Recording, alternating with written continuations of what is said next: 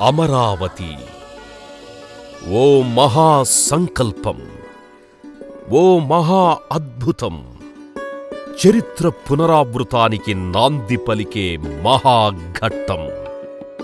అమరావతి అమరావతి అని ప్రతి హృదయం పులకించిన సందర్భం.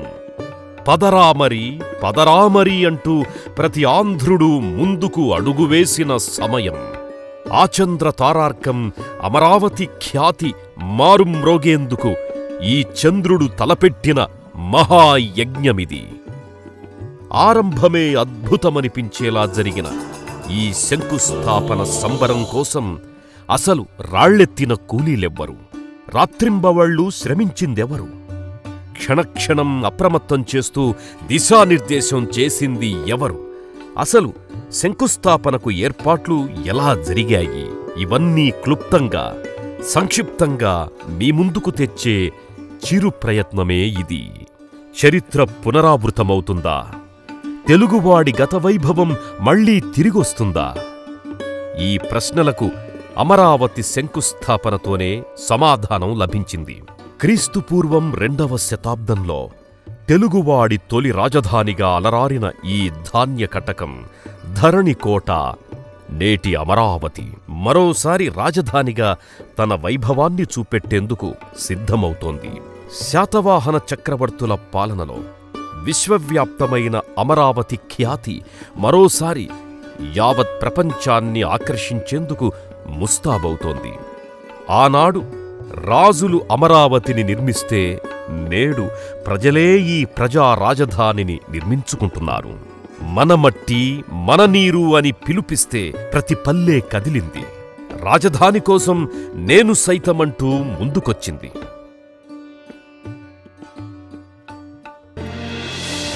కులమతాలకతీతంగా, ప్రాంతాలకతీతంగా నా అమరావతి అంటూ ప్రతి హృదయం ప్రతిస్పందించింది. అందుకే శంకుస్థాపన జరిగే సమయంలో అన్ని మతాల వారు సర్వమత ప్రార్థనలు చేశారు. మహాసంకల్పంతో ప్రజలంతా కలసి చేపట్టే ఈ మహత్కార్యాన్ని దిగ్విజయం చెయ్యాలని ఆ దేవుళ్లను కోరారు. నమ్మకం ఇదే మనిషిని నడిపిస్తుంది, మనిషికి శక్తినిస్తుంది. చంద్రబాబు నాయుడు మాత్రమే సీమాంధ్రులు గర్వపడే రాజధానిని నిర్మించగలరని నమ్మిన జనం ఓట్లేసి ఆదరించారు, అధికారాన్ని అప్పగించారు. ఆ నమ్మకం నిలబెట్టేందుకు చంద్రబాబు 6 పదుల వయస్సులో కూడా నవ యువకుడిలా ముందుకు సాగారు. ప్రజా రాజధానిని నిర్మించేందుకు పట్టుదలతో అడుగులు వేశారు. అమరావతి శంకుస్థాపనను అద్భుతం అనేలా నిర్వహించి యావత్ ప్రపంచాన్ని ఆకర్షించాలని భావించారు. కృషి, పట్టుదల, కఠోర శ్రమ ఉన్నవారికి అసాధ్యం కానిదేదీ లేదని నిరూపించేలా అడుగులు వేశారు. మన మట్టి మన నీరు అని జాతిని ఒక్కటి చేశారు. అమరావతి కోసం ప్రతి ఒక్కరూ కదిలేలా చేశారు. ఇదే అమరావతి శంకుస్థాపనకు ముందే ప్రతి నోట అమరావతి పేరు జపించేలా చేసింది. ప్రతి ఒక్కరి కర్తవ్యం అమరావతి నిర్మాణం అనేలా చేసింది. నవ్యాంధ్ర రాజధానికి వెళ్లేందుకు సరైన రోడ్లు కూడా లేవు, కనీస వసతులు లేవు. కాని సంకల్ప బలం గట్టిగా ఉంది. అనుకున్నది సాధించాలనే పట్టుదల ఉంది. అదే ముందుకు నడిపించింది. అత్యంత వేగంగా రోడ్లు వేయించారు. శంకుస్థాపన వేదిక కోసం ఎంచుకున్న స్థలాన్ని 2-3 రోజుల్లోనే చదును చేసేశారు. వేదిక అదిరిపోవాలి, ఎవ్వరికీ ఇబ్బంది రాకూడదు, లక్షలాది మంది వచ్చినా ఎలాంటి సమస్య ఉండకూడదు. ఇదే సంకల్పంతో చంద్రబాబు అనుక్షణం అధికార యంత్రాంగాన్ని అప్రమత్తం చేశారు.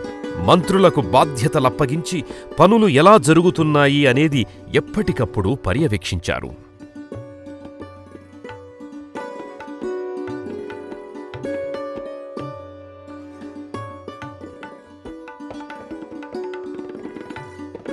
అతిరథ మహారథులు తరలివస్తుండడంతో భద్రత అనేది ప్రాముఖ్యాన్ని సంతరించుకుంది.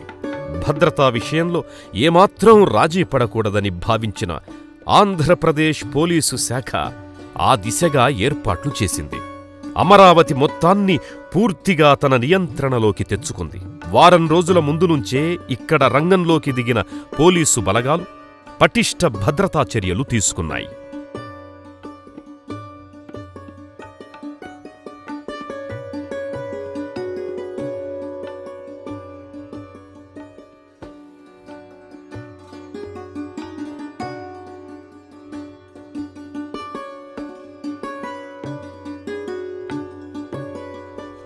అమరావతి కోసం మేము సైతం అంటూ స్వచ్ఛందంగా పనిచేసేందుకు చాలామంది యువతీ యువకులు ముందుకొచ్చారు.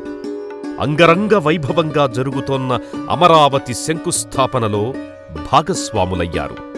సంకల్పం ఎంత బలంగా ఉంటే అంతగా ఆ సంకల్పాన్ని సాధించగలం. ఇదే స్ఫూర్తిని ప్రతి ఒక్కరిలో రగిలించాలనే ఆశయంతో అడుగులు వేశారు ఆంధ్రప్రదేశ్ సారథి చంద్రబాబు. శంకుస్థాపనకు ముందు సంకల్పజ్యోతిని వెలిగించి ప్రజల్లో చైతన్యజ్వాలను రగిలించారు. ఇక అందరి నోట అమరావతే, అందరి బాట అమరావతే. అమరావతి శంకుస్థాపనను కనులారా చూసేందుకు వేలాది మంది తరలిరావడం మొదలుపెట్టారు. ఇదే కార్యక్రమాన్ని యావత్ ప్రపంచంలోని తెలుగువారంతా వీక్షించేలా పక్కాగా అధునాతన సాంకేతిక పరిజ్ఞానాన్ని వినియోగించుకుని వేదిక వద్ద ఏర్పాట్లు చేశారు.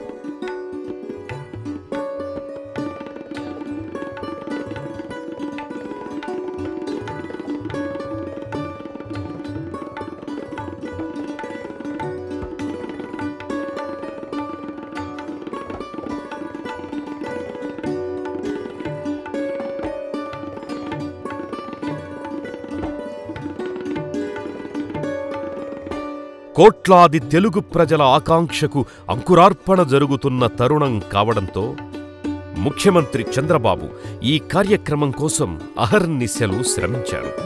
శంకుస్థాపనకు ముందు రోజు కూడా వేదిక వద్ద స్వయంగా ఏర్పాట్లను పర్యవేక్షించి మార్పులు చేర్పులు చేశారు.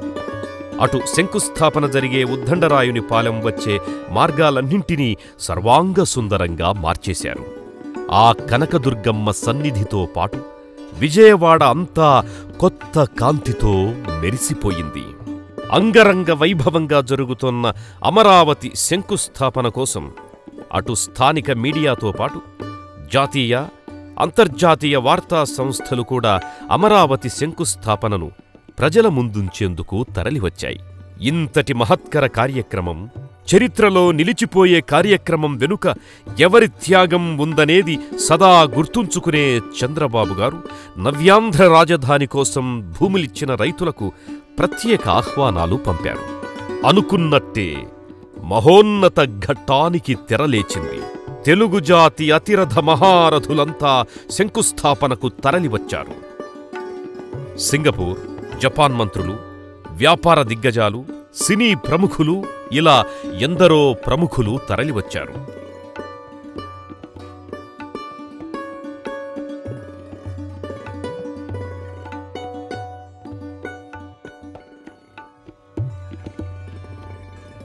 ప్రాంతాలు వేరైనా తెలుగువారంతా ఒక్కటే అని చంద్రబాబు ఓ అడుగు ముందుకేసి తెలంగాణ ముఖ్యమంత్రి కేసీఆర్ను కూడా శంకుస్థాపనకు ఆహ్వానించారు.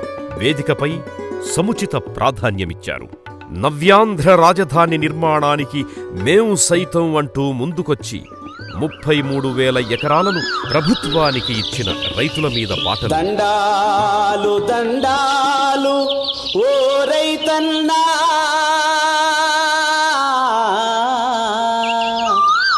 నీకు వేల వేల దండాలో మా రైతన్నా. 33,000 దండాలో మా రైతన్నా.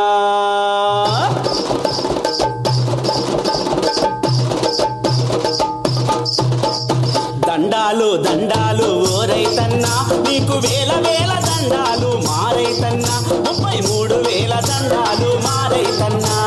తెలుగు జాతి సంప్రదాయాలను, సాంస్కృతిక వైభవాన్ని చాటి చెప్పేలా సాంస్కృతిక కార్యక్రమాలు అందరినీ అలరించాయి.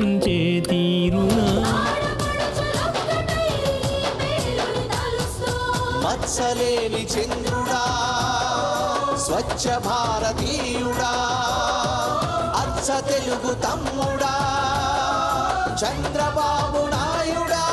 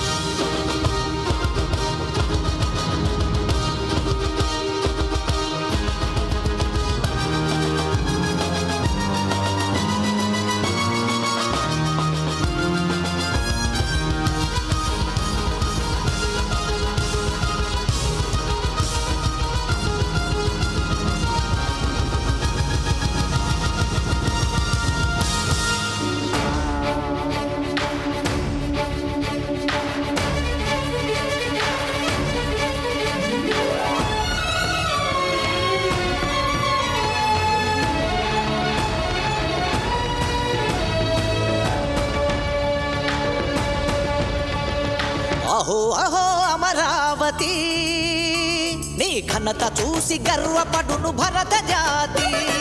అహో అహో అమరావతి, ఈ చరితలోన శాశ్వతమిక నీదు ఖ్యాతి. అహో అహో అమరావతి, నీ ఘనత చూసి గర్వపడును భరత జాతి. అహో అహో అమరావతి, ఈ చరితలోన శాశ్వతమిక నీదు ఖ్యాతి. నీతోనే మొదలాయను తెలుగు ప్రజకి సుగతి, నీ వల్లే పరుగులందుకొనెను భావి ప్రగతి. రాజధాని రాజవా, ఇదే నీకు మా ప్రణతి. అహో అహో అమరావతి, నీ ఘనత చూసి గర్వపడును భరత జాతి.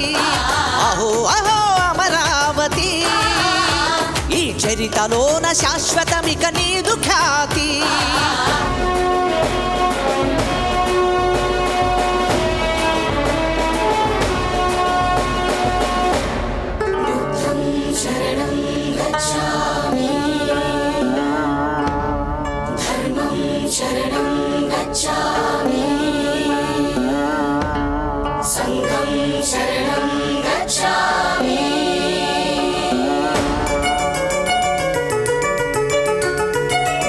పాద స్పర్శతో పునీతమైనావట, వర్ధమాన వీరుని కాతిథ్యమొసగినావట.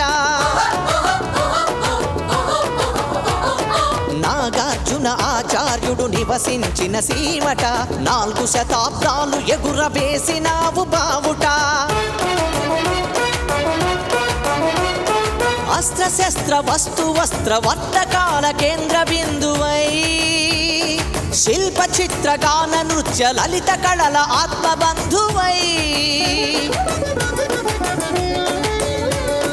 పుణ్యరాశి ధాన్యరాశి ప్రసాదించు దానివై, అతి పెద్ద రాజ్యానికి ఆనాడే రాజధానివై. నిలిచిన నీ వైభవాల ప్రాభవాల ఆనవాళ్ల సంగతి, వదలక పునరుద్ధరణకు పూనుకుంది నీ సంతతి. అహో అహో అహో అహో అహో అహో అహో అమరావతి, నీ ఘనత చూసి గర్వపడును భరత జాతి. అహో అహో అమరావతి, ఈ చరితలోన శాశ్వతమిక నీదు ఖ్యాతి.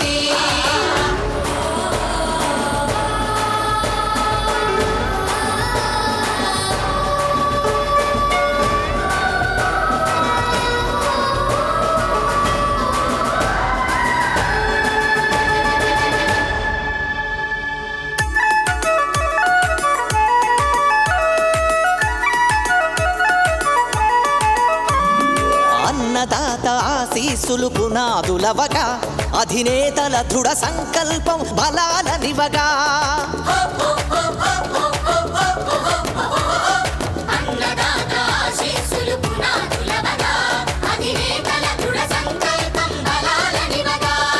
పాఠాలను నేర్చుకుంటూ పలుగు పార కూర్చుకుంటూ ఇబ్బందుల ఓర్చుకుంటూ ఇటుక పేర్చుకుంటూ ఇంతింతై అంతింతై ఆకాశాన్నంటేటంతై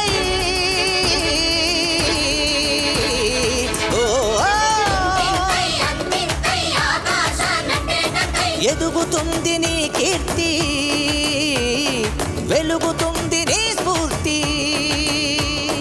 అహో అహో అహో అహో అహో అహో అహో అమరావతి నీ ఘనత చూసి గర్వపడును భరత జాతి తెలుగువారి ఘన చరిత్రను తెలిపేలా అమరావతి పెవిలియన్ గ్యాలరీని ముఖ్యమంత్రి చంద్రబాబు గారు ప్రధానికి చూపెట్టారు.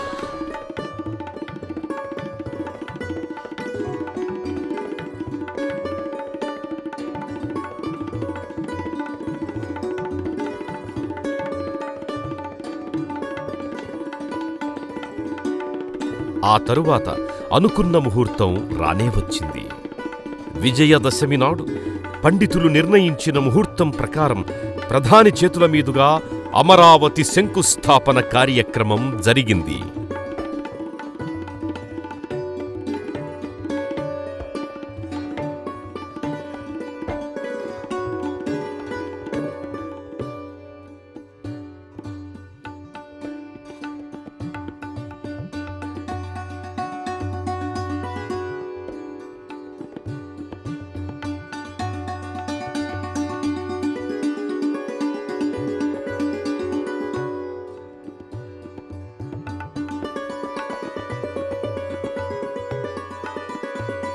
అమరావతి నిర్మాణం అద్భుతంగా జరగాలని, దానికి తమ వంతు సహాయ సహకారాలందిస్తామని సింగపూర్ ప్రతినిధులు ప్రకటించారు.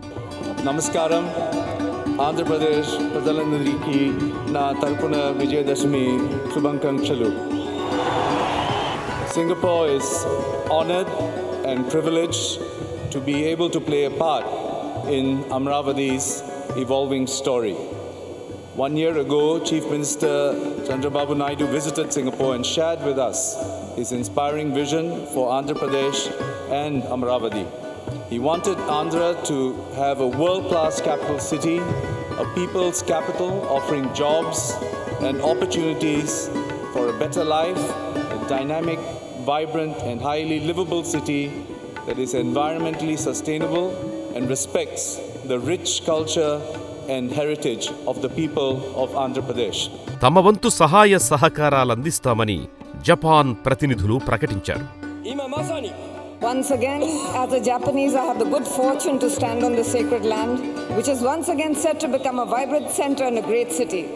This time in history, Japan is here to help a lending hand. Our experience and technology is here to contribute to this great city. This in Buddhism we call En, and this in Hinduism we call Sanjog. This is Sanjog. నవ్యాంధ్ర రాజధాని నిర్మాణంలో ఏ సాయం కోరినా చేస్తామని కేసీఆర్ కూడా ముందుకొచ్చారు. అమరావతి ప్రపంచంలోనే ఒక అద్భుతమైనటువంటి నగరంగా నిర్మాణం కావాలని, అందుకు అవసరమైనటువంటి అన్ని రకాల సహాయ సహకారాలను తెలంగాణ ప్రభుత్వం అందజేస్తుందని తెలియజేస్తూ మరొక్కసారి ముఖ్యమంత్రి చంద్రబాబు నాయుడు గారికి, ఆంధ్రప్రదేశ్ ప్రభుత్వానికి, ఆంధ్రప్రదేశ్ 50 మంది ప్రజానీకానికి హృదయపూర్వకమైనటువంటి శుభాకాంక్షలు తెలియజేస్తూ సెలవు. అమరావతి నిర్మాణం కోసం భూములిచ్చిన రైతులందరికీ చంద్రబాబు అభినందనలు తెలిపారు. వారి త్యాగాన్ని ప్రశంసించారు. ఇక్కడే రైతాంగానికి మనమందరం ఈ ప్లేస్లో అసెంబ్లీ అయ్యామంటే దానికి కారణం ఇక్కడే రైతాంగం. మనకి ఇబ్బందులున్నాయి, అయినా కూడా నేను ఒక పిలిపిస్తే ఇబ్బందులున్నాయి, ల్యాండ్ పూలింగ్ కింద ముందుకు రండి, మీరు కూడా ముందుకు వస్తే ఇది ఇద్దరికీ లాభం ఉంటుందని నేను పిలిపిస్తే బ్రహ్మాండంగా ముందుకొచ్చి అసాధ్యం అనుకున్నటువంటి 33,000 ఎకరాలు భూమిని స్వచ్ఛందంగా రైతులు ఇచ్చారంటే ఆ రైతులందరికీ శిరస్సు వంచి పాదాభివందనం చేస్తున్నాను.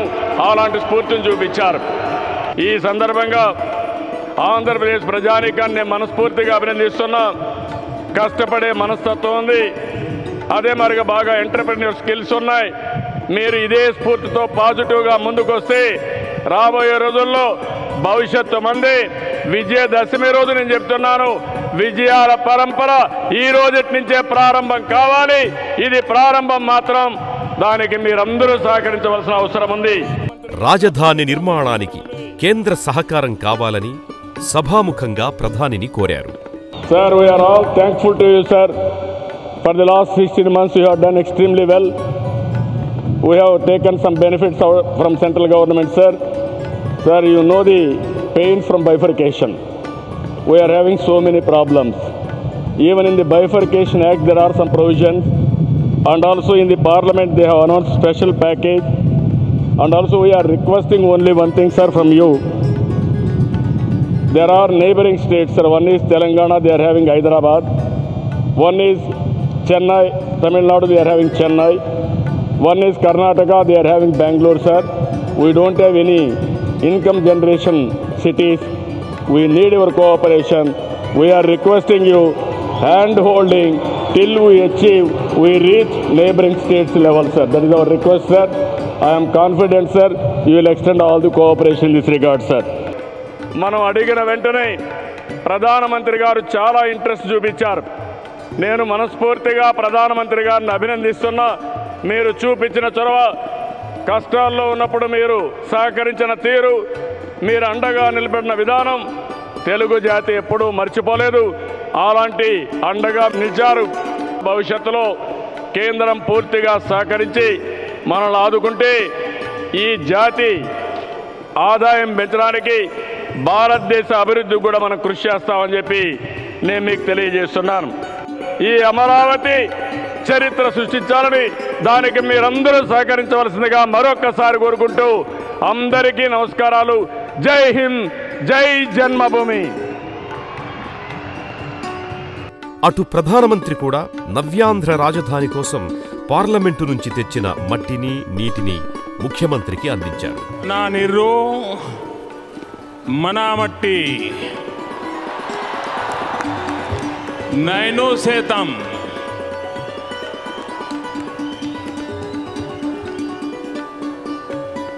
महाप्रस्थानम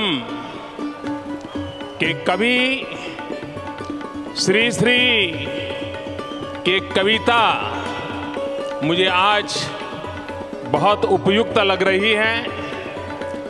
और उस कविता में एक पंक्ति आज के लिए बहुत ही उपयुक्त है। नेनु सेतम प्रजा राजधनिक పుట్టు సమర్పిస్తూ నాన్నో. రాజధాని నిర్మాణానికి తమ వంతు సహకారం ఎప్పుడూ ఉంటుందని భరోసా ఇచ్చారు. విభజన చట్టంలో ఉన్న ప్రతి హామీని అమలు చేస్తామని స్పష్టం చేశారు. चंद्रबाबू ने जिस गति से इस काम को हाथ में लिया और इसको दुनिया में जो कुछ श्रेष्ठ है उसको समाहित करने का प्रयास किया, इसलिए मैं चंद्रबाबू जी को हृदय से बहुत बहुत अभिनंदन देता हूं। मैं आंध्रवासियों को कहना चाहता हूं, ये सिर्फ संसद परिसर की मिट्टी या यमुना जी नदी का जल इतना ही नहीं है, ये तो एक प्रकार से देश की राजधानी अब अमरावती पहुंच गई है, इसका संदेश है।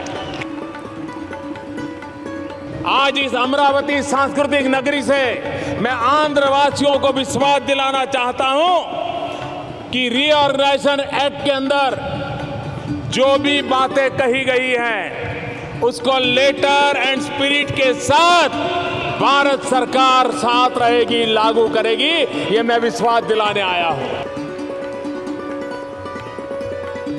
आप विश्वास रखिए, चंद्रबाबू और नरेंद्र मोदी की जोड़ी जो बातें तय हुई है उसको साकार करके रहेगी, समय सीमा में साकार करके रहेगी और आंध्र के सपनों को पूरा करके रहेगी।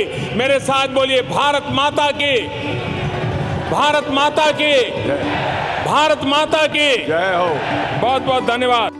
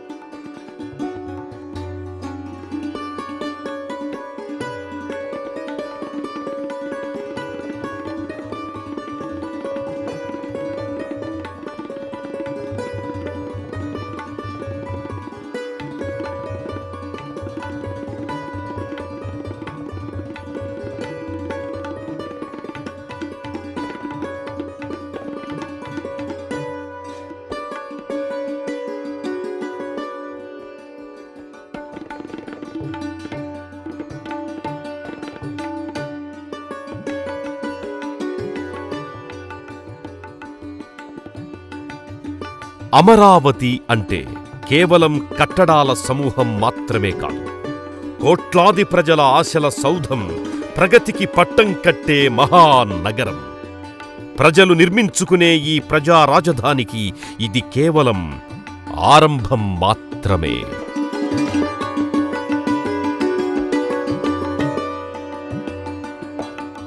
Amaravati, the people's capital. It's just beginning.